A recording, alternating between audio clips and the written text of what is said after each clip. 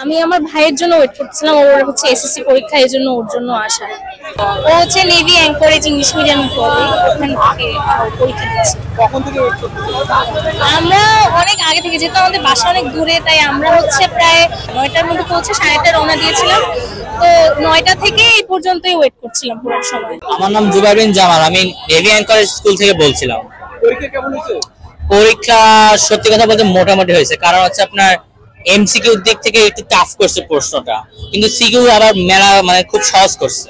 এই জন্য সিকিউ তে মার্ক খুব উঠবে, কিন্তু এমসিকিউ তে এখন আমরা সিউরিটি অতভাবে কনফিডেন্ট। এটা হচ্ছে মতামত ভিন্ন সবার, এখন একজন বলতে পারে ঠিক ছিল, একজন বলতে পারে ঠিক ছিল না। এটা হচ্ছে মতামত। আমার মতে ঠিকই আছে, যেহেতু রোজার টাইমটা আমরা পাইছি, এর জন্য আমাদের কমপ্লেন করার কোনো স্কোপ নাই। আজকে আমাদের বাংলা প্রথম পত্র ছিল।